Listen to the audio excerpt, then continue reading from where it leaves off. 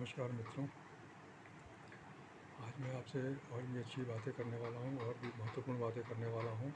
और मुख्यतः समाज के बारे में हम लोग बात कर रहे हैं, देश के बारे में बात कर रहे हैं, क्योंकि हमारी बहुत सारी शिकायतें रहती हैं समाज से और देश से, सरकार से। ऐसा नहीं हो रहा है, वैसा नहीं हो रहा है, ये गलत हो रहा है, वो गलत हो रहा है। हम लोग आए दिन अखबारों में, न्यूज़पेपर में, न्यूज़ चैनल में जो समाचार देखते हैं, उससे हमारे अंदर प्रतिक्रिया होती है, तरह तरह की प्रतिक्रिया होती है। हम एक दूसरे को ब्लेम करते हैं, हम एक दूसरे को आरोप लगाते हैं और अक्सर हम दूसरों का आरोप लगाते हैं। लेकिन मुख्यतः यह देखा जाए तो कुछ ही चीज़ों की समस्या है, और उसमें एक सबसे बड़ी मुख्य समस्या हमारे सोच की, जो जड़ की समस्या है, जो जड़ मूल की समस्या है कि हमारी सोच की। जो भी आज हम काम करते आ रहे हैं, जो भी पिछले 10 साल, 20 साल, 50 साल में जो काम हमने किया है, वो हमारी सोच के मुताबिक है, हमारी शिक्षा प्रणाली के मुताबिक है। क्योंकि हमने जो भी सीखा है अपनी शिक्षा प्रणाली से सीखा है।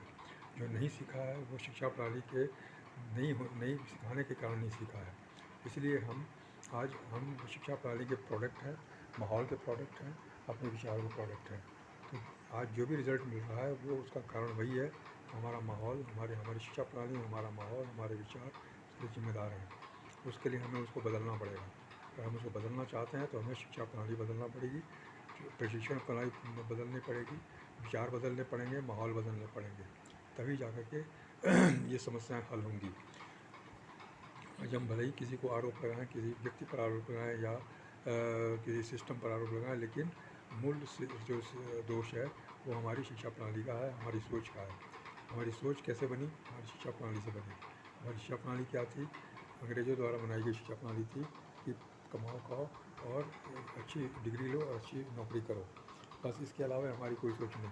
पैसा कैसे भी कमाना है, अपनी ज़रूरतों को पूरा करना है, चाहे वो सही ढंग से कमाएँ या ख़राब ढंग से कमाएँ, हमको वैसे ही कमाते आना है। इसीलिए हम लोग गिरते गए नीचे, और इसको इतना व्यापक बना दिया गया, इस भ्रष्टाचार को, इस अनाचार को इतना व्यापक बना दिया गया, इतना जनरलाइज बना दिया गया कि वो सामान्य लगने लगा वो आवश्यक लगने लगा। हर इंसान ये सोचने लगा कि बिना अत्याचार के, बिना अनाचार के, बिना भ्रष्टाचार के कोई काम हो ही नहीं सकता है। कोई भी काम कराना है तो उसके लिए हमको रिश्वतखोरी करनी पड़ेगी, पैरवी लगाना पड़ेगा, उसके बिना कोई काम हो ही नहीं सकता है। इस तरह से हमारे दिमाग में ये चीज़ें बैठ गई पूरी तरह से ये हमारे दिमाग में भर दी गई, और उसी के मुताबिक हम काम करने लगे।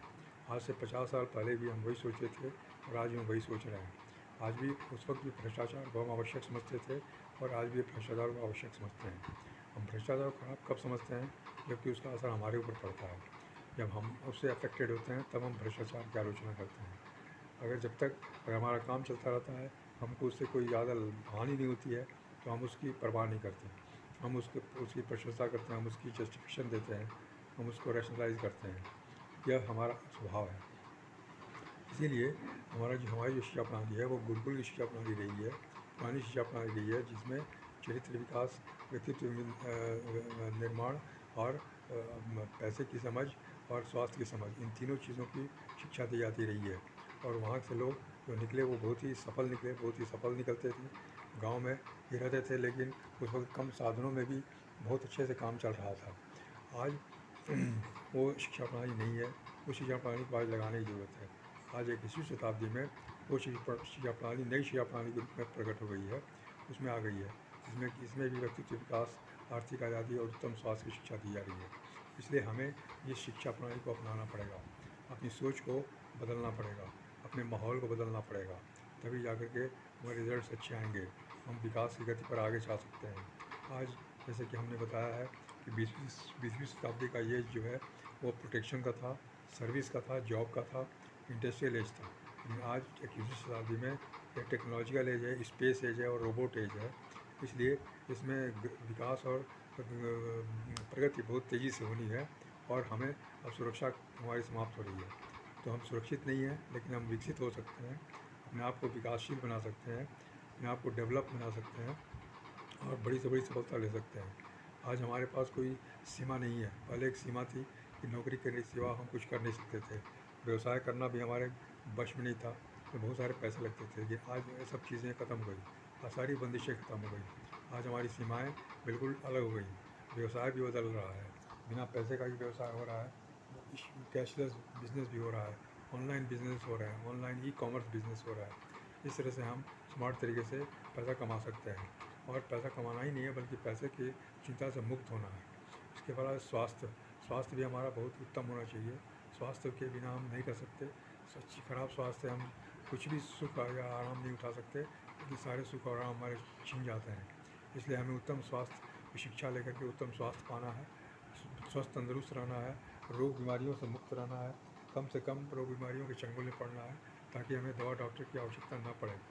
यह हमारी लाइफ स्टाइल का हिस्सा है, यह हमारे जीवन का हिस्सा होना चाहिए, और आज ये हिस्सा हो रहा है। जो लोग इस सिस्टम में हैं, जो लोग नई शिक्षा प्रणाली में काम कर रहे हैं, उन लोगों के जीवन में ऐसी सुविधाएँ मिल रही हैं, ऐसे परिवर्तन आ रहे हैं, उनका जीवन परिवर्तित हो रहा है। इसलिए उन्हें देख करके हम लोग भी उसमें शामिल होते हैं और उससे जीवन को परिवर्तित करते हैं। यही मैं आपसे आग्रह करूँगा कि आप इस नए सिस्टम को अवश्य देखें, नई शिक्षा प्रणाली को अवश्य देखें, ताकि जो भी हमारी गलतियाँ हुई हैं, जो भी हमारी कुप्रबंधन हुआ है, उसको हम ठीक कर सकें, सही कर सकें और हम तेज़ी से आगे बढ़ सकें। विश्व के अग्रणी देशों में हमारा नाम होना चाहिए, और उसकी अर्थव्यवस्था, बड़ी से बड़ी अर्थव्यवस्था में हमारा भागीदारी होनी चाहिए, और हमारी अर्थव्यवस्था भी बहुत महत्वपूर्ण होनी चाहिए। हर तरीके से हमें उज्ज्वल बनना है, उज्ज्वल रहना है, अच्छे इंसान बनना है, और आज भ्रष्टाचार अनाचार से दूर होना है, उससे ऊपर उठना है। आज हमें इस सब चीज़ों की से अलग होना है, इससे हमको बिल्कुल आगे बढ़ना है। इस तरह से हम अपने देश के प्रति सच्ची देशभक्ति दिखा सकते हैं, समाज के प्रति अच्छी भक्ति दिखा सकते हैं, अपना कर्तव्य निर्वाह कर सकते हैं, और देश को मजबूत और एकजुट बना कर रख सकते हैं। नमस्कार, धन्यवाद।